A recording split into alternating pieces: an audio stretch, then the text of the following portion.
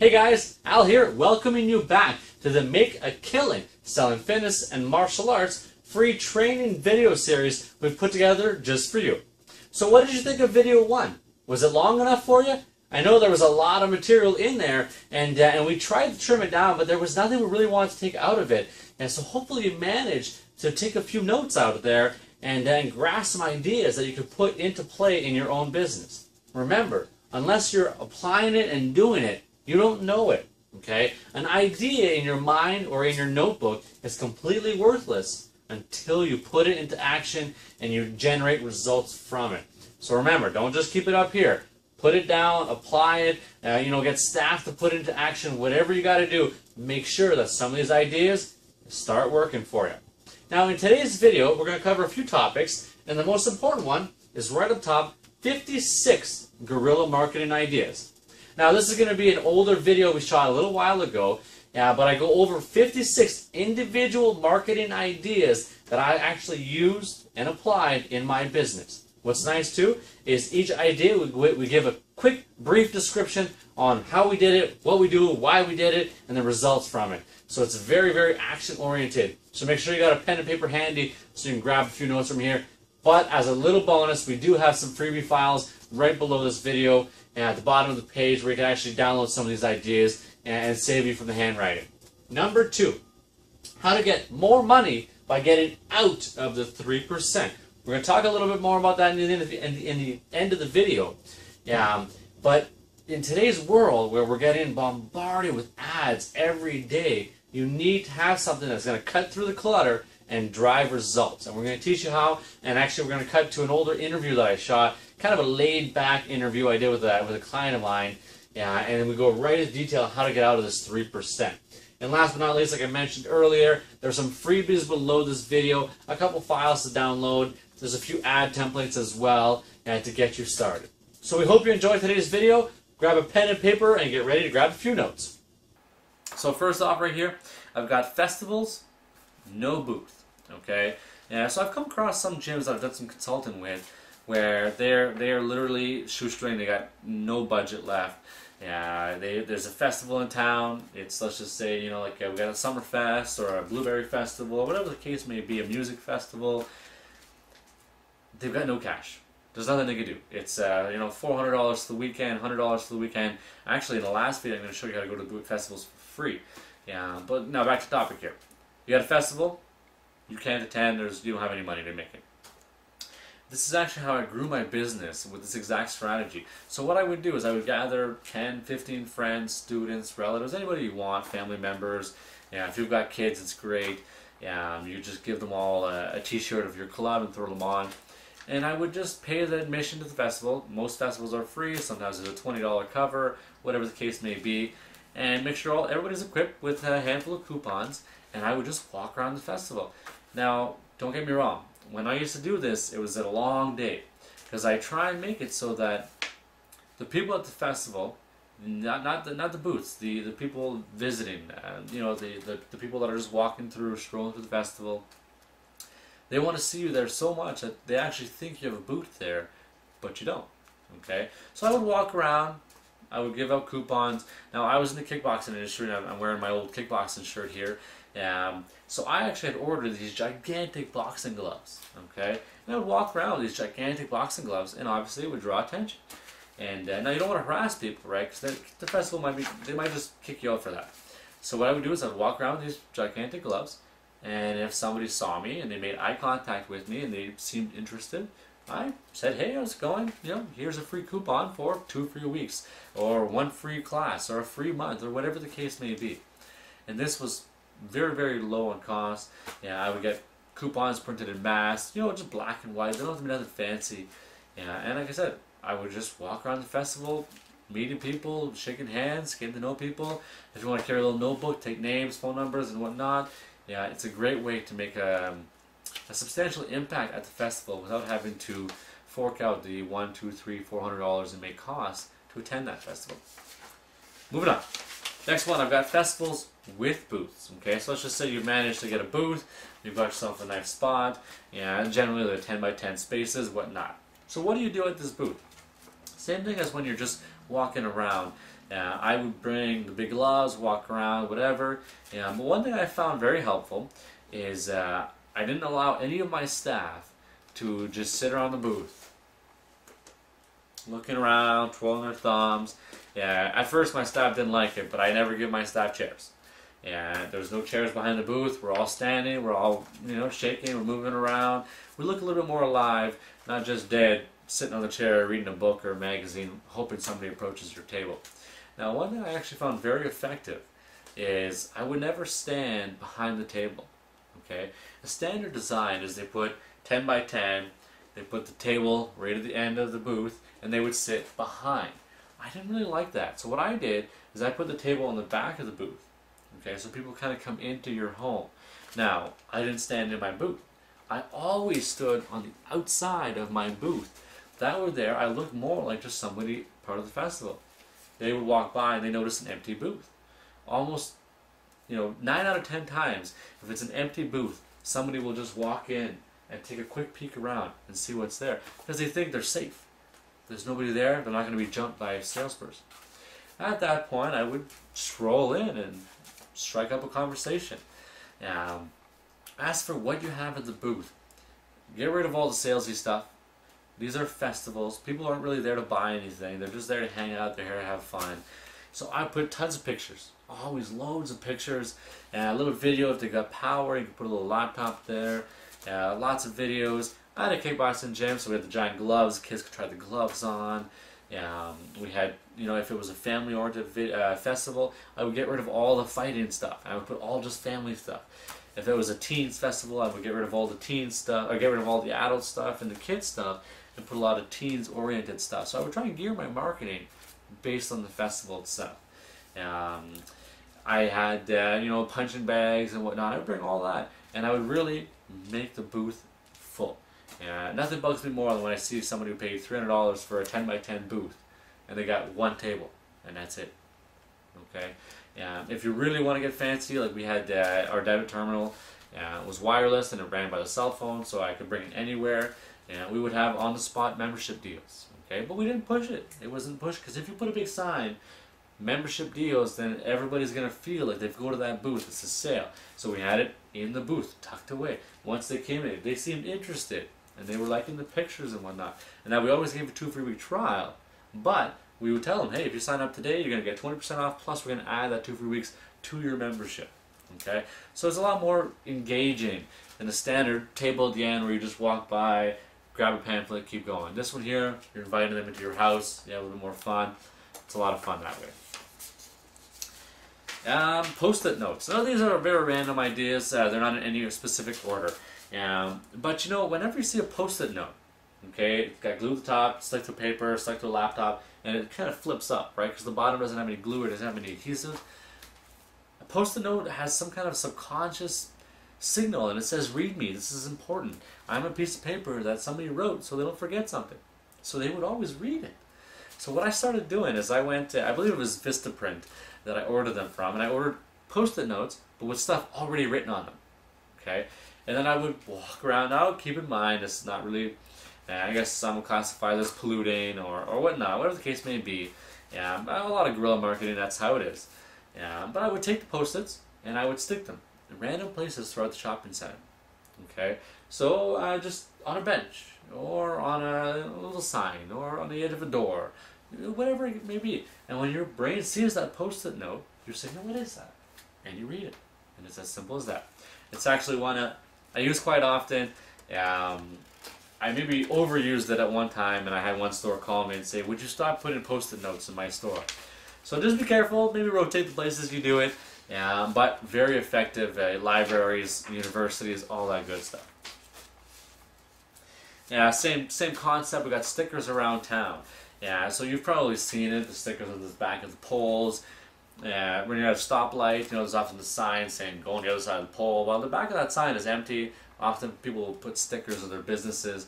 I used to put them on the drive-through poles, pretty much all over. You just want to be careful again. You don't want to abuse a certain spot. If you put a poster, or a sticker I should say, on a drive-through, those yellow poles so they don't run into the mics, and you come by next week and they took it off, don't go stick another one on there.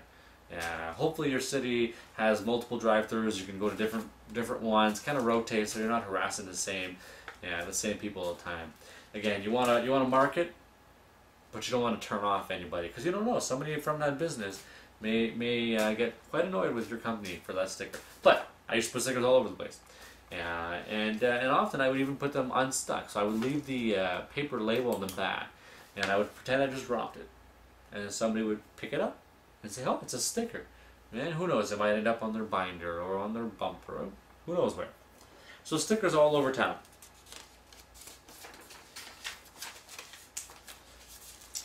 So coupons is something that I did a lot. When I was running my school, I always had a big stack of coupons in my pocket. But I found that a lot of studios, they don't like to do the coupon thing because it costs too much money. Okay, I'm going to teach you how to do the coupon thing the right way. So what you do is you get regular sheet of paper, okay, and I would actually manage to fit 14 coupons on this page. So I had 2 rows, and I don't know how many columns, and I had 7 on each side, and I would put them, they were maybe 1.5 inches by 3 inches, whatever, and I would get them 7 on one, and I would send them to Staples. If you're really saving money, you can do black and white. You can do just one side, regular paper, nothing fancy, my big logo, a little blurb of right in the bottom. Send them to Staples. You can get, if it's black and white, it's going to cost like $10 for 100 sheets. You send it out there plus cutting. Might cost $20. And 100 sheets, you're going to have 1,400 coupons. You get 14 per sheet. Now, at 1,400 coupons, and if it only costs you, say, $15 to print that, you're a lot more willing to hand the coupons out. Now, some people say, well, what about the value of the coupon you're losing? If you always give a 2 free week trial, now you don't tell everybody, oh, we always give 2 free weeks. You make it sound special. But if you know for a fact that anybody can come in at any time and do a 2 free week trial, then it makes no difference. I would pass these out like candy. I gave out my coupons 100 times more than my business cards. Everywhere I go, pass coupons, pass coupons, pass coupons. Strike conversation, pass a coupon. You leave a tip for dinner, leave a coupon. I would leave them, I would drop them. People would just pick them up. I would leave them in magazines and bookstores. I had coupons everywhere. And what's nice is if you had a stack of coupons at a festival, somebody goes by and says, can I grab one for my friend, because there's some importance to it. It's a coupon, it's got a discount. And I would just give them out, and they would give them out, and it was a lot of fun. And what's nice, it doesn't take long before your coupons are all over town. Free reports. You probably heard by now, it's getting quite popular. Information marketing or marketing with free reports. So instead of just saying, hey, call my studio and get a free trial, we wouldn't say that. We would say, call our studio and get a free report, 10 things you should know before you start any gym. Okay.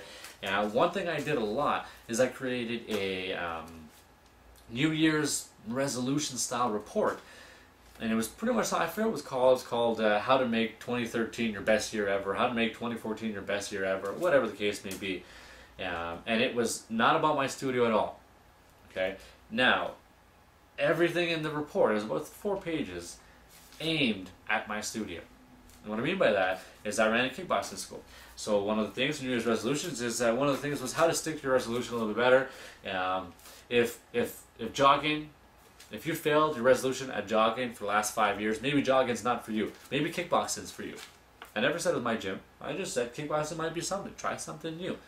And then at the very end of the report, just real small in the corner, I wrote, report sponsored by Family Kickboxing, here's a 2 free week coupon. And I went to all the walk-in clinics, all the doctor's offices, all the dental offices, and I left all these coupons everywhere. Amazing results. Sorry, I didn't mean coupons, I meant reports. And I left these reports all over the place, and nobody minded because the report really was educational, informative, and it really did give them useful tips on how to make their New Year's resolutions last. But you're not that guy kind of, can I leave some brochures here, please? You're not that guy. You're just saying, hey, I got some really great reports. The odd time they'll say, well, can I look at one? They take 2 minutes, they'll flip through it, and they say, yeah, it's a pretty good report. Leave it on the table, no problem. One other thing, I never write free report. Okay? I would write value, blah, blah, blah, and then I would write, something like courtesy of, if you have a lot of time, customize where it's coming from, free for you, blah, blah, blah. Okay? So free reports are very important. Our website had reports, our radio ads had reports, our TV ad had a report. Everything was report oriented. On our website we had reports. Now the only thing is I was on one website just the other day, and it was great. It was a Taekwondo website, and they had lots of reports, but they were mostly all kids reports. I understand they're probably a bigger child market for them, but if I'm on the adult programs page, offer me an adult report, not a child report. Okay, so make sure it is specific to what you're offering and what they're looking at. Okay, next one, posters. So a lot of towns, they need a permit to put posters up on the poles. Yeah, it usually doesn't cost anything, but it's a pain in the butt because you gotta tell them exactly which poles they're gonna do. There's ways to put the posters up, you gotta take them down a certain amount of time, blah, blah, blah. So it is a pain in the butt. Now, for the longest time, I did do it right. I would print a legal poster, legal, a little bit bigger than letter, and I would just put them up. And then once every 3-4 times, I get a phone call from the city saying, hey, can you please take your posters down? And then I would say, oh, I'm sorry, one of my staff must have been out and about and put some posters up. I'll make sure to get them down. Did I ever take them down? No, I didn't. Yeah, but the fact of the matter is the posters kind of get ruined, or the next person will come down and rip it off anyways. So with the posters, don't be too stressed if they don't last long. Okay, that's what posters are all about. Now, people, I see every day the worst posters out there. Okay, you got one sheet here, let's just say a letter page. You don't have time to write a Bible on here. I would have big logo top, website at the bottom, and usually 3 words. That's it. Big, bold, clashing colors words. I'm flying by in my automobile. I don't have time to look at it and start reading. So those are the people that I have to honk at light because they're still reading the poster instead of the light's green. So I would put my logo, Family Kickboxing, and I write free beach body, and I'll put the website. That's all I put. Or I would put fit for life, or I would put 2 free weeks, or something. 3 big words, different colors, clashing, nice and bright. Slap those guys all over town, and work like a charm. Get rid of the fancy stuff. Get rid of, if people call you more than visit your website, then put your phone number. Me, it was website mostly, and I had a fantastic website, so I wanted to drive everybody to the website, so I put my website on there. Yeah, however you want them to contact, put that on there, but make sure it's easy to read. They can flick it one by. Perfect. YouTube, Google, Facebook. Facebook's the big one. I still see to this day clients of mine, not clients of mine, sorry, competition of mine or other clubs, studios, fitness gyms, whatever, on their Facebook, come to our gym, we're the best, sign up today, call the office, get some details, we need you, whatever, come to the gym, we're the best, all that stuff. It's not good, guys. Facebook is not a place for selling. Okay, I know you can make a ton of money on Facebook, and I do, but you can't approach it with the strategy of, come on, buy my junk. Okay, it's like somebody at a funeral trying to sell life insurance. It just doesn't go good. It kind of jives a little bit. So when you're on Facebook, I used to a lot of my clients who know it's kickboxing gym, they were fitness oriented. So I put motivated pictures all the time, tons of pictures. Maybe at the end of a class on Facebook, if they did really good, I would, man, that leg drill worked really well. My butt is sore. Or my clients are the best. Never were the best. I never talked about myself. All them focused. It's got to be client focused all the time. The marketing on Facebook is not done. It's like the report thing. It's not done directly. It's all indirectly. So I would put tons and tons and tons of useful stuff on Facebook, not salesy stuff. When I follow other people's Facebook pages, it's because in my newsfeed, when I see their posts, it's something I like, something educational. If you're browsing through your newsfeed every day, let's just say you wake up in the morning, you go through your newsfeed, and all you're seeing is, come to the gym, we're the best. You're going to scan right over it. But if they post a picture of a good-looking guy with no shirt, just flexing, whatever, and they got a good-looking girl, she just worked out, whatever, and it says, you don't need a Monday to start a new life, or something like that, you're going to stop, read that real quick. Oh, that's a nice little poster, it's a good little motivation. Or get to the gym, you're getting fat, or whatever you want to write, whatever. Something like that. On posters, motivational pictures, works really good. Door-to-door flyers. I know that you can get, I believe my local paper, when I was running the gym, it was a minimum of $5,000, I think, for inserts into the paper. and it wasn't too expensive, you know, $200-300 plus. It actually cost more on paper. Yeah, $400-500 for printing. Yeah, and then they would insert this in the daily paper and it would go out of the paper. That, I was gonna curse, but that shit never works. Okay, the best, most effective way to do flyers is to get a bunch of high school kids, pay them. I never paid them hourly. I paid them per flyer. So if they got 500 flyers done in 2 hours, and I was giving them, let's just say $20 for every 100, they'd make a killing. Okay, I can't remember what the price was. And now you may say, well, what if they just take them and throw them in the garbage? I would tell them in a most serious tone that our salespeople, I would give them which neighborhood they're doing. Okay, so I would highlight the streets they have to do. I would give them all a map. It was actually Google Maps, and I was like, hey, you're doing this neighborhood. These are all the streets, and you've got 3 days to do them. Because in 3 days, I have a salesperson who's going to go door to door, and they're going to say, did you receive our flyer? And that's how I guaranteed that they did indeed get the flyers delivered, and they didn't just end up in the garbage. Okay. Now, did my salespeople actually go? No, it didn't. Yeah, we don't have enough time or resources to start pounding all the doors. Yeah, but anyways, now not only did I do individual personalized flyer delivery, but I never allowed them to do flyer delivery early in the day. They had to be done between 3 and 7 p.m. Okay, and the reason is by then, most of the people have already come home. Okay, they've already checked the mail, they've already taken the newspaper in the house, they've already filtered all the junk mail, and they've chucked everything out. So now they're eating dinner. It's 5 o'clock. Everybody's sitting at the table, and they hear a clank. Their mailbox ting. Now there's importance. So they're gonna get up for dinner. They're gonna go see, what did somebody just put in the mailbox? They're gonna take it out. They're gonna take a look. Oh, interesting. They like it. They don't. Doesn't matter. They gave it a lot more attention than if it just went in with the paper. Moving on. Lights out of the building or onto the building. This one was a cool idea. You buy well, for lights out of the building, it's very simple. You use any kind of lights, really. You use strobe lights, you use any kind of lights you want. And we were on a busy street, and at night I would just flash lights out of my building. You know, Christmas lights, whatever, lots of lights. And people would just kind of look, what the heck's going on over there? Another idea we did, which was really cool, I don't know how effective it was, but it was fun, is we would go downtown, places with nice flat buildings, and we had a van, and you could actually open the side door, and we had a projector, and we had already pre-planned video or an ad or whatever. We projected onto the building. Okay, so a billboard downtown may cost $2,000 a month, but if you just go there, park your van, open your door, and project something, it's pretty cool, and it's absolutely free. And you're using this person's building free. Now we did this often during, like, there's a parade going through town. Okay, you get there early, you set up, you get that spot, nice view. You got a projector on the van. If you got a truck, throw it up on top. And you project your ad on the building, absolutely free. All the people are going to see it. Amazing idea. Moving on. Vehicle wraps, stickers, magnets, whatever the case may be. I'm always amazed when people say, you know, I don't want to put a logo on my car. Well, do you know how many people are going to...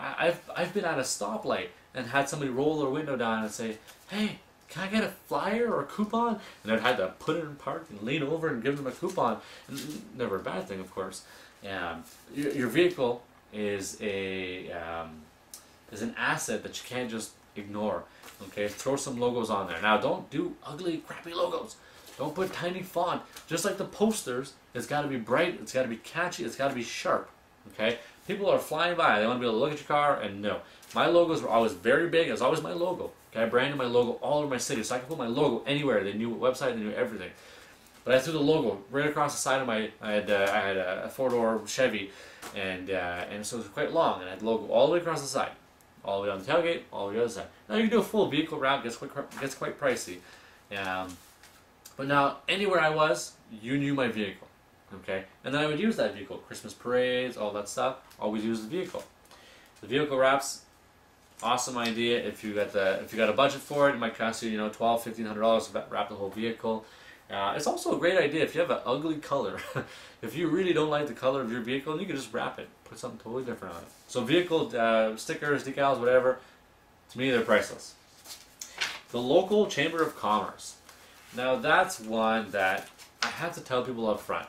If they're not going to use all of its services, it's a waste. Okay, it's $40 a month, whatever. They got a ton of stuff, and it's amazing stuff. But if you don't use it, it's a total waste of money. If you use it, it's priceless. I pay $1,500 a month every month for those who use it. Just the directory they give you is an amazing resource. I would get my secretary to take all the emails in the directory, put them into my newsletter program, and I would create a special newsletter for them. And then I would send them a quick newsletter saying, "Welcome to the Chamber of Commerce. As part of the commerce, you get a discount at our studio." Blah blah blah. I had it all written up. It was beautiful. But not only that, often the Chamber of Commerce, they have meetings. Okay, I don't know about yours, but our Chamber of Commerce, they got a little hall, a big table that holds 30 people. The table is free. The hall is free for chamber members. So if you had a meeting with 30 coaches or 30 staff or even 30 clients, I could bring them in there. You got to reserve time ahead of time, and you could use the boardroom. Another thing is they have weekly or monthly, I believe, for us, meetings where they call them after business events, where people just come out and network. Great event. And I found it was actually more beneficial. Instead of going to the event as a networking guy, I would actually host the event at my studio. Okay. Now the only thing is you got to get a liquor license.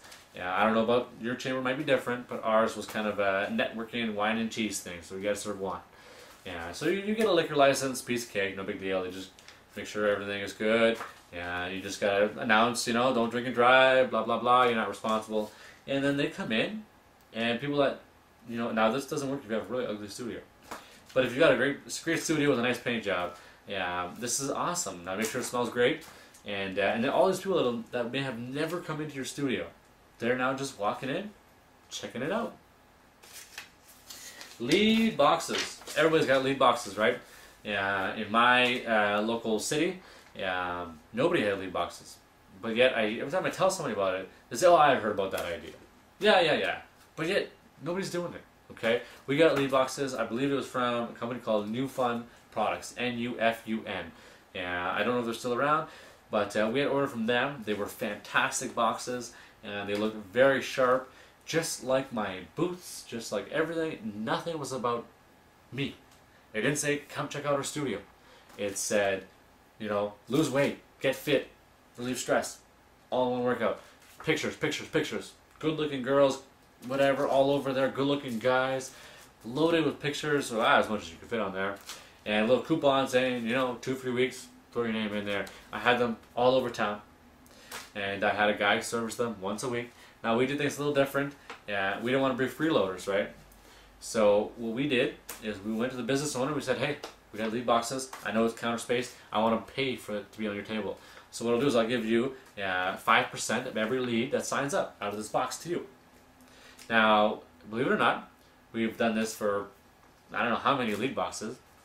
Not a single business owner ever wanted to get paid, but they really appreciate the fact that you're offering to pay for that little, 10 by 10 inch spot you're taking on their counter. Not only that, when my salesperson goes in and they say, "Okay, we'd like to put a lead box on your counter, blah blah blah," they always say, "What kind of coffee do you drink?" And every time my guys who service lead boxes, they had to bring their coffee of choice, whether they were working or not, was irrelevant. Okay, so you usually deal with the manager. The manager drinks a large double-double. Then you show up at that day on Tuesday morning. Oh, and you always confirm which day do you want me to check your lead boxes. Tuesdays. Okay, what time's great? Perfect time. Come in and bring the coffee. Even if he's not there that day, when he comes in, say later the day or tomorrow, "Oh, he brought me a coffee," and it's amazing. Just a little coffee. What was it? $1.50, $1.80? Not a Starbucks coffee, just a regular coffee. Coupons on cars. That one there is one that again is a sensitive issues. There's a I believe it's called actually an anti-squeegee bylaw or something. Where you're not allowed to approach people's vehicles. So it is what it is. I've put coupons all over the place. Shopping centers tend to call you and say, "Hey, you put coupons all over. Can you please remove them?"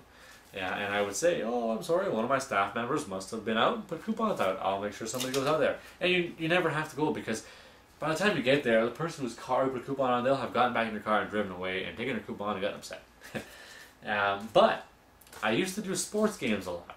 So let's just say there's in the summer, every single field has kids soccer going on or baseball or something. I would hit those fields. Okay? They're out there. I would put coupons. They're athletic. So that's one thing I did a lot. A couple of things. I used to do it, and I could do 100 cars in like half an hour. I forget what it is. And the reason is when I did cars, I actually got, I splurged a little bit, and I got card stock. Okay, and the reason is with the card stock coupon, I could slide it under the windshield wiper with one hand without having to lift. So I would go to the end of the wiper and I would slide it in, slide it in, slide it in, and I would go from car to car, and I would never have to, so I could have one hand holding them and slide it in, slide it in, slide it in, and you just give her through all that. I know, like at our local university, I used to do that all the time. They're all in school, and I know there's security that goes by every whatever. I would say, okay, I got 10 minutes. I just pound all the cars, 10 minutes, get out of there. Moving on. So we already talked about this one here. I just wrote it a little differently. Be at local events and pass out your coupons. So it doesn't have to be festivals. Like we have, roller derby events or gem mineral shows or sportsman shows or whatever. Just walk around, give your coupons out. Heck, I even do that in shopping centers. Walk around, give your coupons out. This is a corny little idea I did once. I went to the dollar store and I bought a whole bunch of snow brushes, like snow scrapers. And for the winter, and I bought maybe like 50 of them, and I got little high quality stickers, and I stuck my sticker to them. And on a night where it poured, it snowed, so there's 5 inches all over the place. I left the house, say midnight or whatever, and I would go and I would just spot all over town, not just one road, and I would put a snow scraper or snow brush on their windshield on top of all the snow. Okay, try and time it so it stops snowing. And then they would wake up in the morning and they'd look out the window and there's a snow brush, as if it's ready for them to brush their car. Really cheesy, kind of corny. Yeah, I always felt like I was doing something wrong when I was going to leave something on the car. Yeah, I'm driving around in the middle of the night, but I'm not stealing anything, I'm actually giving. Yeah, but it was kind of funny. They wake up in the morning and they got a snow scraper on their window ready to help them clean the window. One little thing I did. Valentine's Day cards. I used the company called Printing Dojo. I believe it's called printingdojo.com for the website, but I'm not 100% sure. Amazing, okay? And they use like templates, so they keep the costs really low. You just punch in your information, boom, boom, boom. It goes to them. They send it back to you with it prettied up. Confirm it. Good. I never put dates on them. Okay, never put dates. Always just blah blah blah. And I would give them for free to all my kids. I would give packs of 30. All my kids in the studio, and they would give them to all their classmates. And be one side is, hey, would you kick it with me, or something cool like that. Yeah, because we want to kickbox in school, right? Yeah, and then will you be my Valentine's, blah blah blah. On the other side, come on out and hang out with me at the gym, whatever the case may be. Never dated them because I could just use them whatever I don't use every year. Yeah, but lots and lots of fun, and the kids. It's a lot. They just loved it because it was different than all the standard Valentine's Day cards out there. Event for radio personnel. I did this once, and it was awesome, and it worked really, really well. I was hosting a fundraiser, let's just say 2 months down the line, and it had been like 6 years we were doing this event. Every year we do it. So I found the media wasn't really interested anymore. I was kind of getting old school. So I came up with an idea. I'm going to host an event just for media personnel. Okay, so I hosted a little weight loss challenge right before the event was called Sparathon. So I hosted a weight loss challenge for radio personnel only. It was absolutely free. Okay, and I wrote a very nice letter, and I wrote, you guys are the leaders of the society of the city. Yeah, people tune in every day to listen to you guys. And if they hear that you're on your path to health, and you're going to influence a lot of people to change their lives. So I put together this challenge. It was absolutely free. They'd come to my gym for 2 months, and we weighed them in each week. And it was amazing because we called all the radio stations. Anybody who was interested, they could do it. We gave them a little prize at the end. And we took a lot of pictures, a lot of radio personnel. So now you got pictures all over your website, and it's like, man, this guy has posed with every radio personnel out there. But what's amazing is they're on their morning talk show, and guess what they're talking about? Oh man, my legs are sore from the class last night. It was such an awesome class. Or, oh my god, I lost 5 pounds on my weigh-in this week. Blah, blah, blah. We're doing this awesome weight loss challenge. We're competing against that other station. Well, whatever. A lot of fun. They didn't make money on the front end. but the back end was amazing. And what was awesome is we didn't tell them about Spartathon. Halfway through, we kind of becoming friends with these people now. Now I'm friends with all the radio people, and I'm friends with all the TV people. We have people from CTV, blah, blah, blah, all with us. So now I'm saying I'm just shooting shit with them, and I bring up the fact that we have a Spartathon coming up. What do you know? Now they're talking about the Spartathon on TV again. Now they're talking about the Spartathon on the radio again. And they obviously participated, and I've got a wicked video of them participating. A lot of fun. That's perfect. It brings us to the next thing. Not-for-profit events. This is amazing. I'm not going to go into it because I have a whole video after, I believe it's video 3, all about not-for-profit events. Or maybe number 2, I can't remember. I use not-for-profit events to get into universities I do not allow public companies to come into. I use it to get into malls for free. I use it to print posters for free. I use it for coupons for free. It's amazing. Okay? Not-for-profit events is something you do not want to miss, but you got to do it right. And I'm going to show you how to do it right. Speaking. I've been invited to speak to random things. What's nice is after you've done it a few times, piece of cake, you nail out your speech. But what's amazing is you're now no longer just a club owner. You're a professional. You're an expert in your industry. You can see me at the so-and-so event. And likewise, when I host events, speakers that have invited me to speak for them, I invite them to speak for me. That way there, you start to build a good network. Like for example, the Spartathon, that's how it all started. I said, hey, we're having an event at the end of the, we're having a ball, a winner's dinner is what we used to call it, at this certain hotel. Would you like to come and say a few words on behalf of the Heart and Stroke Foundation? And then next thing you know, they're calling you and saying, hey, you want to come to this meeting we're having, talk about the fitness impact you're having in the city? Sure, of course I do. Speaking is a lot of fun, but you got to get used to it. Promoted posts on Facebook, and I actually find these more valuable than ads on Facebook. Promoted posts, you post something, a status on your company page, and you could click on the bottom right hand corner, I believe, hit promote, and you could a couple different settings. Awesome. And they become suggestion posts. They're a lot of fun. Press releases. They got to be newsworthy, and press release is a specialty thing. I recommend Googling how to write a press release before writing one. But the thing is, you don't want it to be like, come to our gym, we're the best, come on, we need people, blah, blah, blah. It's got to be all about other people. We wrote press releases where when a big company, probably, this company probably employed 60% of my city. It was a big company. And they went on strike. So there was a lot of people hurting. So we sent out a press release saying, hey, if you're on strike right now, you can work out for free. That's amazing. Newsworthy. So what? We lost a few bucks. Where we lost the most money was actually in the front end. Front end, of course, was actually clients that were already clients, paying clients who went on strike. So those we lost a few bucks there. But the media impact was amazing, and we got probably 100 new heads out of that who continued when they were no longer on strike. And actually, we had a few want to pay us back once they had money again, for the time they used, even though it was absolutely free. Postcards. I wrote here postcards on off dates. What I mean by that is everybody sends a Christmas card. It's boring. We all know that. So I send all kinds of stuff. I send postcards in the middle of the summer. I send actually, in my follow-up program for my gym, we had a postcard go every single month. Now, we also have email follow-ups.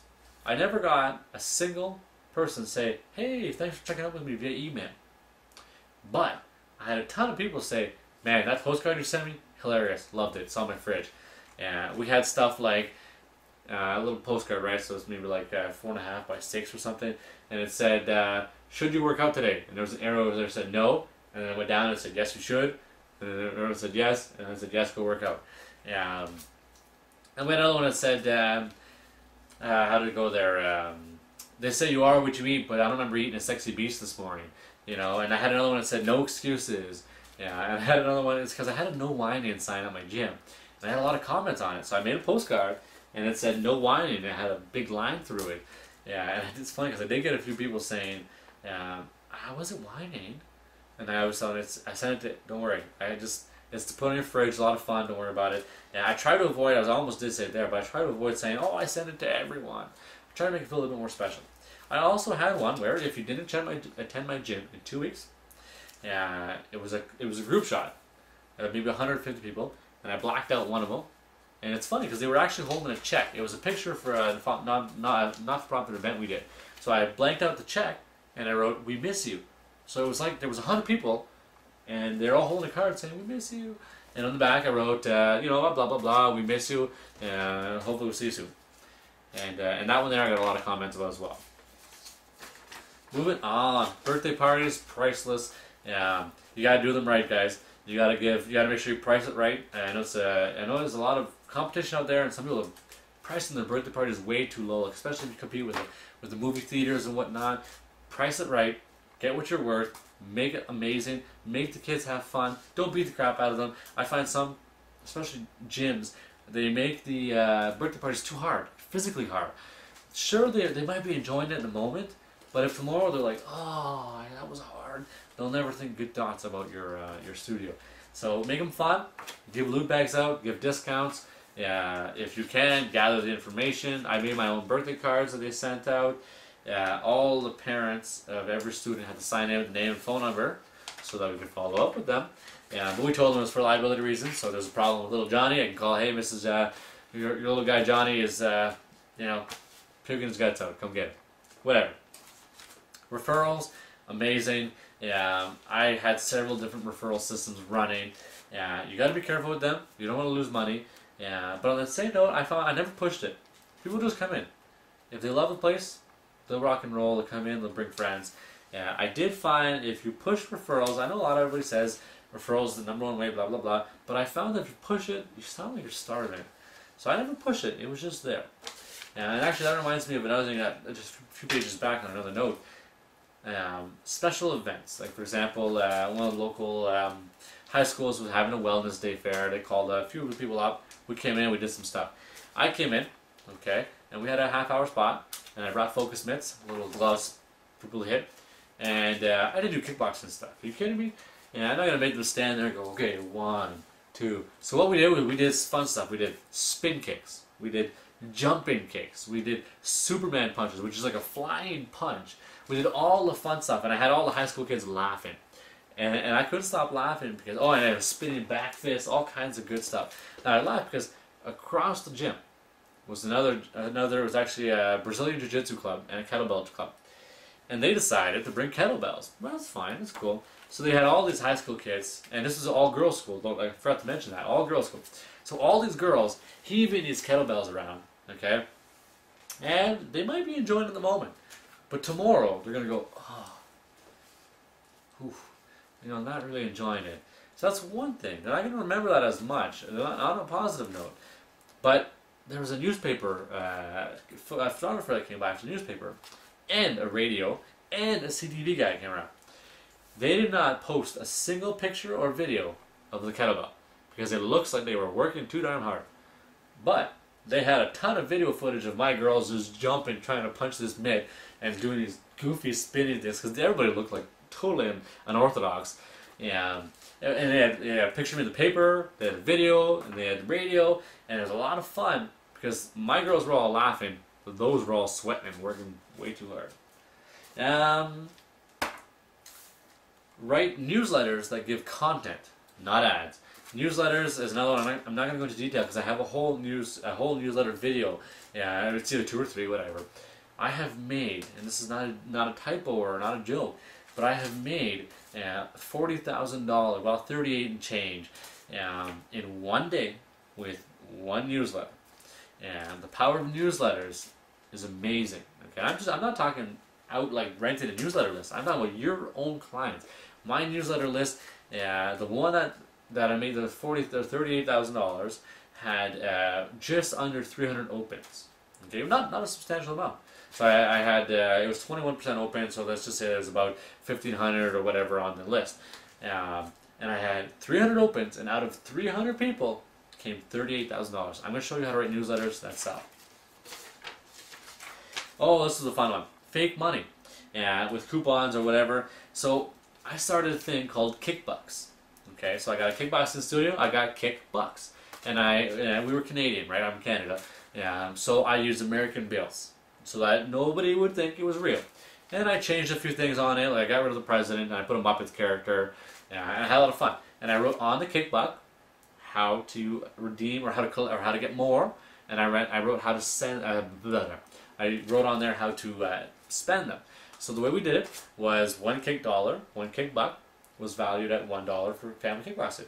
So if a kid wanted to buy, and they couldn't buy water and stuff like that, it had to be out of a certain amount of stuff. There was t-shirts and toys and gadgets and stuff. So they want to buy a $20 t-shirt, you got to save up 20 kickbucks, okay? And I gave them out all over the place. And I gave them out on it said on there, if they snap a picture of them in public with their club shirt, I give them 5. If they bring me an A+ test, I give them 3 or whatever. I had a whole bunch of stuff. Another thing I did is I got invited to a lot of schools, and I'll probably make a video later on about how to get into schools and how to do it right. Yeah, and I would always ask the principal and say, hey, on this kickbuck, he said good grades, so it was good. And I said that if it's okay with you, I'd like to give, if everybody does really good, I'd like to tease them and give them all $1 at the end. So I would tell them at the start, hey kids, okay, listen up, we got 70 kids here. Yeah, if we all listen and we all rock and roll really good and we all pay attention and we don't hurt anybody, yeah, I'm going to give everybody 1 kickbuck at the end of the day. And it was like the coolest thing ever. Yeah, so a lot of fun, kickbucks, fake money, Monopoly money. Yeah, whatever you do, make it customized, make it yours. Testimonials. I use testimonials on everything. I know it's a overused, talked about thing, but have them, collect them. Even if somebody just sends you a reply to a newsletter saying, "Hey, love that newsletter," that's a testimonial. You add that somewhere, and oh yeah, have them on the front page. I should not have to dig 3 levels into your website to find a testimonial. For homepage, I got all the content at the top of mine, and I had like 8 pages of testimonials. And it was nice. I had a lot of them for the radio. So I had the radio's logos, I had this logo, this station's logo, this station, all on the website. Loyalty cards. Those are great if you have customers coming back. A lot of fun. We had ours like a punch card, and then later on we had a key tag system on the computer, so it counted the attendance for them. And what we did is, when they had 100, when they hit their 100th class, okay, we would give them a Dairy Queen coupon. Say, hey, you've lost enough weight, go put some on, or something silly like that. Yeah, so we had a lot of loyalty stuff. People keep coming, you got to reward them for that. Open house, okay, so even if you've been there for 10 years, you can host an open house, have fun, have a lot of events, have your club smelling good, and have demos all over the place, okay, make it so it's not so me, okay. The way we used to do our open houses is we did them like a festival, okay, so we would invite other businesses, we would invite, not obviously other gyms, but we had, a couple health food stores here, and we had this here, and that here, and this whatever, and we had other, businesses that complement each other, that are all in this industry, so they weren't coming just to the open house, they were coming to Fitness Day at Family Kickboxing. Moving on, voicemail. You know how many people have called, and their voicemail stinks, okay? Make your voicemail fun. Yeah, I always got picked on because my voicemail started like, "Hi, welcome to." It was very, very outgoing, and that's how I liked it. Yeah, I wanted it to be out there, I wanted it to be fun, and I wanted them to answer the phone or call me up and be like, "Oh, this guy's alive. This guy's not, dead under a rock." So make sure your voicemail is fun. One thing though, I'm a bit of a talker. Don't make it too long. They don't want to. If they call you frequently, they don't want to have to wait 10 minutes. Make it short but to the point. Do a research survey. I love doing this, but okay, let me rephrase that. I love getting staff to do this. Cold calling sucks. I get that. So what we would do, and we actually did this in shopping centers, in person, and blah blah blah. But they would power through the phone book, and they'd say, "Hi, we're calling to do a quick Canadian health survey. Yeah, it's only 3 quick questions. It take 2 minutes. Are we ready to rock and roll? Question 1: does anyone in your family work out? Question 2: what's your favorite sport? I don't know. Question 3: would you ever try something new like soccer, racquetball, or kickboxing? And obviously, I would give 2 options that sound kind of, not as interesting versus the kickboxing. I say, "Thank you for your time. Thank you for your time. Here's a 2 free coupon. You can pick it up at Family Kickboxing. Bye." That's it. No sales. No sales at all. Just planting a seed. It's fun to write your own book, and that goes in with being an expert. Okay, so I'm starting to write my book. It's all about fitness, martial arts, sales, not sales, I should say, marketing, pretty much how to do it right. Yeah, there's a ton of dojos out there, and the problem is a lot of these clubs, they're very passionate people. They love their art. They want to teach people how to, punch and kick properly and defend themselves and raise their confidence levels. But if you suck at marketing, nobody's going to know about you. And nothing pains me more than seeing a gym who's got a fantastic instructor, but the business is dying. Okay? That sucks. That's a shitty situation. Promotional items. Yeah, this is a lot of fun if you do any kind of mailers. Yeah, but either way, you have to give them out all the time. I know, like, once you order one thing through, like, Perfect Pen Stationery or whatever your equivalent is, they're going to start sending you samples, like, every week. So I collected all these different things. It was a lot of fun. But you can put these in your display for the kids to buy in kickbucks, or I would mail them. Actually, once I went on a Lifeform or something like that, medical website, and I bought 5 pounds and 10 pounds and a 1 pound chunk of body fat. And I would keep it on my front counter where everybody walks in and say, "What is that?" And they touch it, and it's jelly, and it's a lot of fun. So promotional items are tons of fun. Send them out, give them out, whatever. I gave calendars, little calendar books to everybody all the time. Every Christmas dinners when I actually did it, I would give pens to everybody, all kinds of stuff. Relay for Life. I don't know if you guys have that wherever you're listening to this from. But we have a local Relay for Life. A lot of fun. We did the warm-ups for them for many years.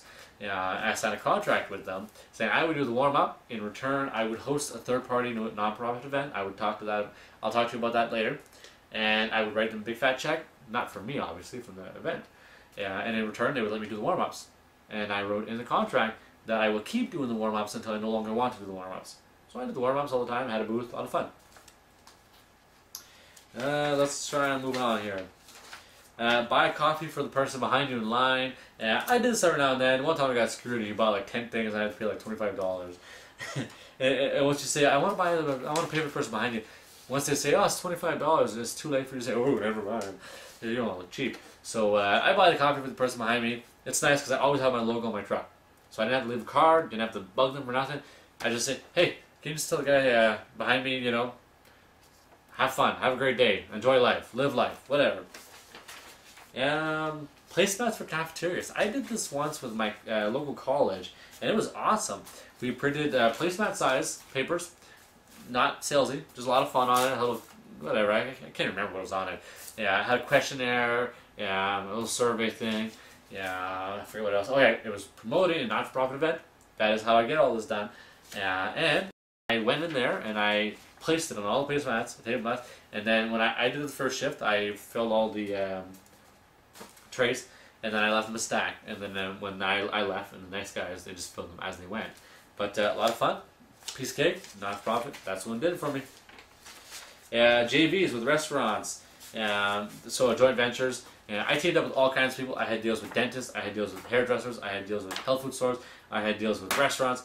My restaurants was favorite because I would have something to the effect of tip a server and get a coupon. So if they give you a nice fat tip, I will give you $10 Family Fake Western coupon.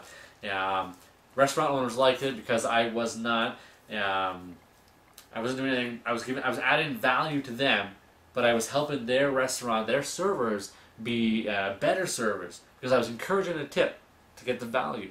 So the server works a little harder because they want a good tip, so they give a good value. So it was nice. It was a lot of fun. Joint ventures. If you don't have a sales team or not big enough, that's what joint ventures are. So I had 100 salespeople, 100 joint ventures all over town. Tanning salons, everything. It was amazing. Monthly events, specialty draws. I had all kinds of stuff like that. I had an event every single month. You gotta have something all the time. And always something different. And it doesn't always have to make money. It doesn't always have to cost money. In the summer, I would take the club for hikes. Now, if I got, I had one time I had almost 500 paying students a month. But at a hike, I might only get 25 people that want to go hiking, on a certain day. So we would meet at Tim Hortons, and we would carpool to, say, the Killarney or whatever, and we would go walk the hike, and then we would stop for ice cream on the way home. And the thing is when you're out there, you want to be a human, okay? And I never, I was always called Al, and never called me Coach, never called me nothing. When I'm out there, I'm Al. And actually, in the club, I'm Al too. but try to keep it very friendly, and lots of, you know, down to earth. Not all like what, 2, 3. You know, not too salesy either. Okay, public events, like free notice events, bulletins. I know our local TVs have a place where you just put a quick happy birthday on TV, you know, flash it. Well, I didn't put the happy birthdays. I put happy birthday from Family Kickboxing, or I put that, but not from a person. And I put, you know, happy birthday from Family Kickboxing. And next month, somebody else, happy birthday from Family Kickboxing. So it was like we were wishing them a happy birthday on TV, and everybody saw it. I'm trying to get this done here. Yeah, A sign. Okay, so an A sign is 2 pieces of wood with a hinge, usually a chain at the bottom, and you put it on the sidewalk. The thing with A signs is don't make it permanent. Okay, write on it. Make it something you can change all the time. If you could change it all the time, that's amazing. I absolutely love little signs that when I drive by, it's got a different message for me every week. I love it. I read it every time. If they're fun. If it says, you know, flowers on sale, and then it says bowls on sale, and then it says cups on sale, that's not fun. But if it says, did you know, blah, blah, blah, or did you know, blah, blah, blah, or a quick little fact, those I love. All it needs is the logo on top and a little fact, not even relevant to your business. I love it. I love it. Twitter responses. Now, I forget the exact way to do this. Now, you'll have to go online and check it out real quick. But did you know you can @response a Twitter comment? So I would search, okay, in my area, in Sudbury, anybody who wrote anything in their Twitter about Family Kickboxing, about fitness, about, you know, I use crude terms because they're real. So if somebody wrote, you know, I'm getting fat, then you could respond to that person, even if you're not following them, you don't even know who they are. You could search them, they'll pull up. So and so said, oh gosh, I'm getting fat, and I would respond, oh, I know it sucks. I just helped one guy lose 50 pounds and he feels amazing. Check it out here, website, boom. Oh, my page is upside down. T-shirts. There's lots of things to do with T-shirts. You can throw them out. You can give them all over. I used to get 100 kids. Okay, you host an event, you take them all out to Dairy Queen, whatever. It doesn't matter what you do. We had a Dairy Queen in a shopping center. That was my favorite. You get 100 kids all wearing your shirt, and you tell them, hey guys, I'll take you out for Dairy Queen. You know, on this day, meet me at the mall, at the opposite end of the mall, and we're gonna walk through the mall. I'm gonna buy everybody an ice cream, and we're gonna walk out. So what's an ice cream cone? $1.50, $2 times 100, a couple $100, and you have a whole mall saying, why is there 100 kids wearing a Family Kickboxing shirt? Good stuff.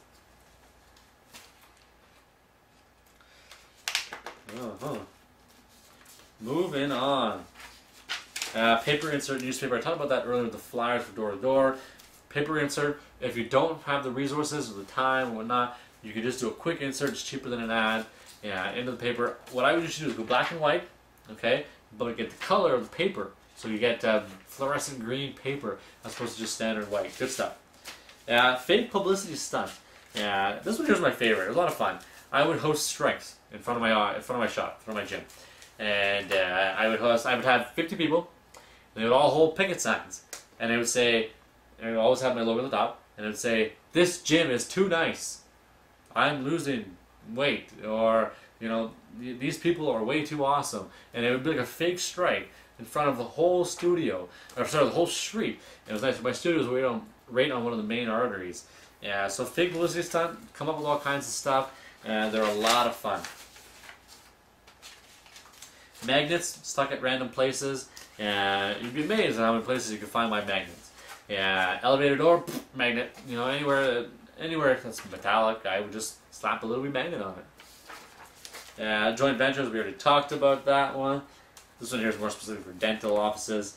What we did with one office is they love my postcards, so she paid for all my postcards, all of them to get printed, and on the back of my postcard, I added a message with her. So I wrote something like, hey, you know, just following up on you, I thought you liked this postcard. Also, so-and-so from Dental Hygiene, blah, blah, blah, wants you to smile nicer, or something nicer. So here's a free coupon. A lot of fun. Dropping gift certificates. Everybody that sees a gift certificate, it's got value. I would just drop them. 2 free gift certificate, make it look really classy, and just drop them around town. Hosting community events. Not necessarily not-for-profit events, but just community stuff. We did a car wash for a daycare, and they were looking for a venue to do a car wash. We had a driveway with a hose. Actually, I didn't even have a hose. I had to run it from my washroom inside. Ran a hose up the stairs. The people downstairs were not too impressed. And we had signs, and all I did was I paid for the water. That's pretty much all I did. But all of these people were coming to my door. Draw a name for the business of the month. That's one thing I do with the Chamber of Commerce. And so I would just draw a name once a month, and I would say, hey, all your staff, all your employees, they just want a free month at Family Kickboxing. Give me a shout at 705, blah, blah, blah, blah, blah, blah, and we'll get you all set up. Congratulations, of course. Give a bursary at your local high school. Did you know that you could just go to any high school and say, I want to give you $500, and they're going to tell you, okay, what are the recommendations or requirements, I should say, and I wrote something like, they have to be in a health class or a gym class, and they have to do 10 volunteer hours. So easy, and it doesn't have to be a lot. I think the minimum is like $100.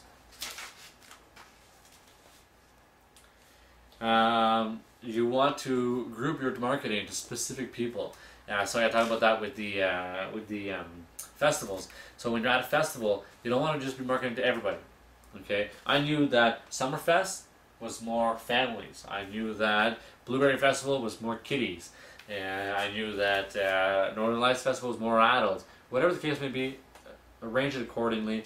You know, you don't want to be talking about fighting for kickboxing if you're at a women's fair, for example. Kijiji or Craigslist, whatever your options are.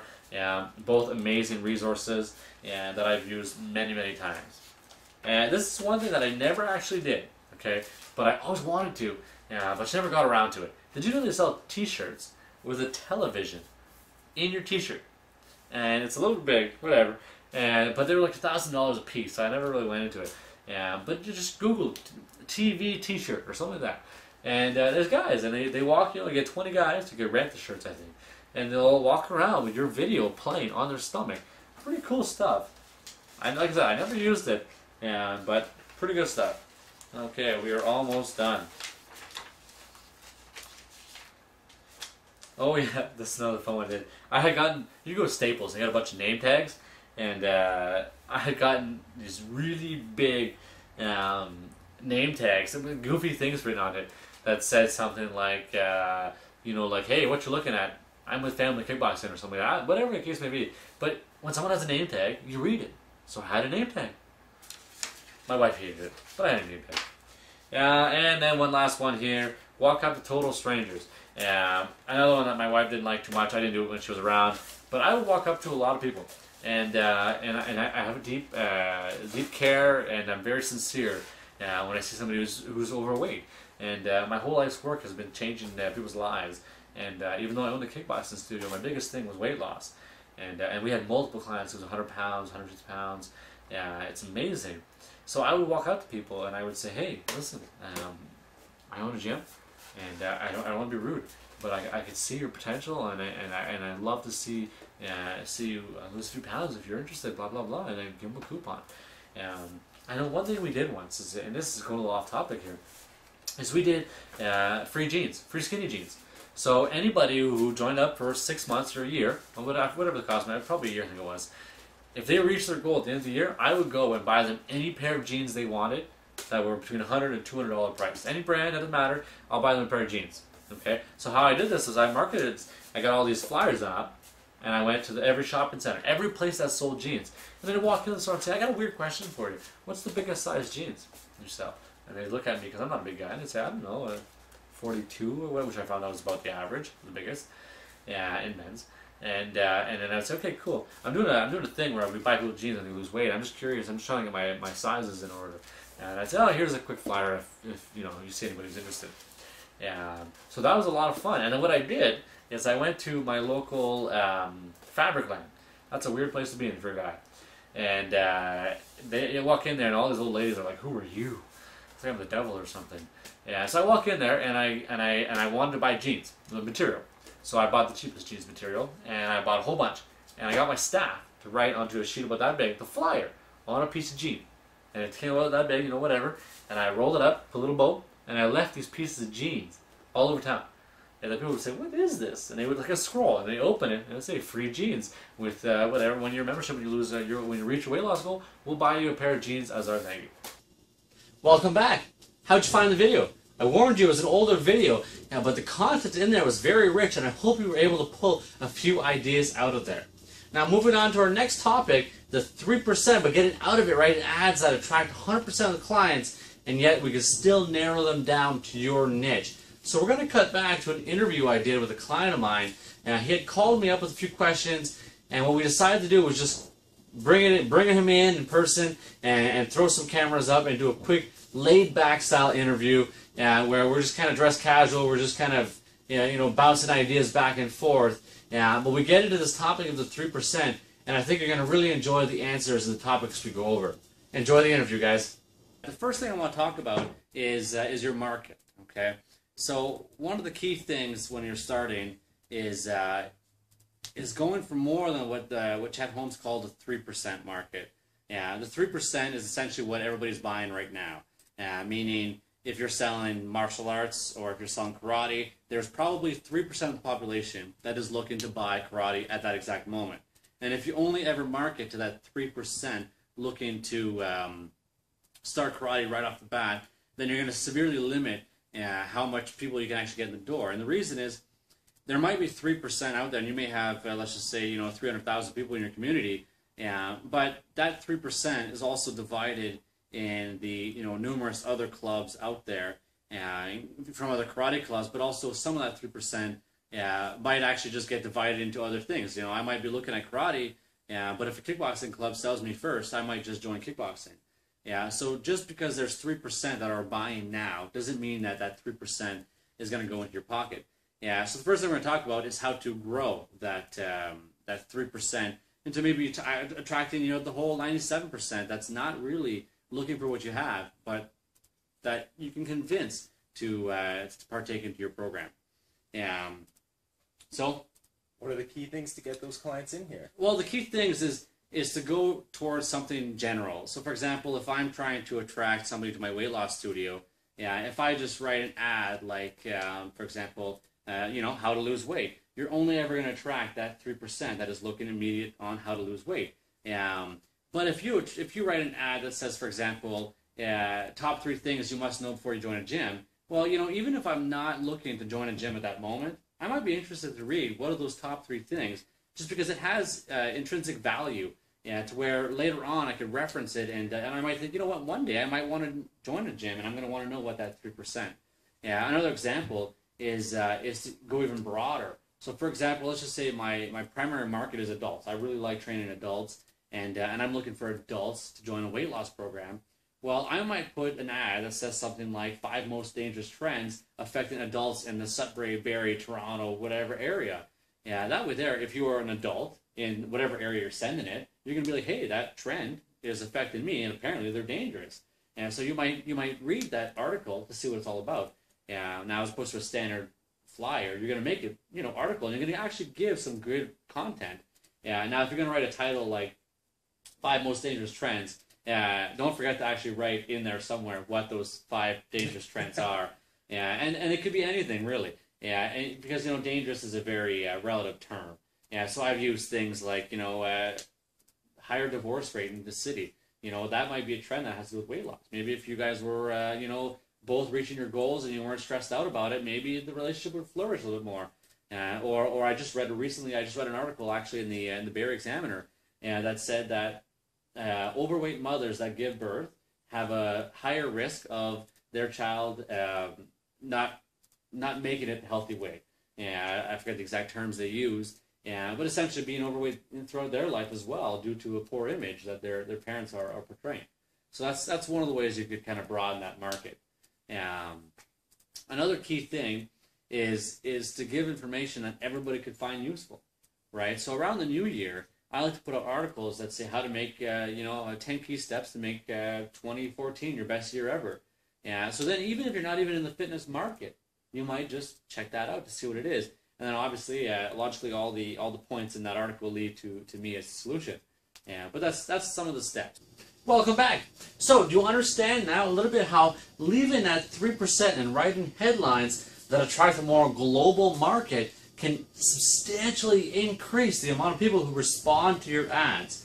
Now, a lot of people, if you're writing a specific headlines, if they're not directly interested, they're not even going to read your copy. Even though your copy may have convinced them that they needed your product, if your headline didn't capture them, they will never get that opportunity, or I should say give you that opportunity to sell them and convince them and transfer that emotion that they need your product to enhance their lives. So create compelling headlines that attract more than that 3% that's buying right now, and you'll get substantially more readership, and your ads are going to get read, and people are going to start responding. So let's talk a little bit more before I let you go about what you're going to get in the next couple of videos. Okay. Now, the next video the next one's a very action-packed, it's a very powerful video. We're going to talk about two important topics, and they're actually my two favorite and most passionate topics. Number one, we're going to talk about the NFP loophole. I touched on that a little bit in the first video, and we got a whole video on it in the next couple of days. And it's how to get free booth space at local shopping centers, how to get free access to universities, colleges, free flyers, free posters, amazing resources, all using the NFP loophole. It's a lot of fun, and it's something that if you're not doing, you're leaving a lot of money on the table. Topic number two in the next video is how to print your own cash using a newsletter system. Now it's funny, I was just at a gym today, and they were telling me, I was talking about newsletters, and they say, well, a newsletter is something that you do once you're already big. You've got a big list, you've got a lot of clients, then you start sending a newsletter.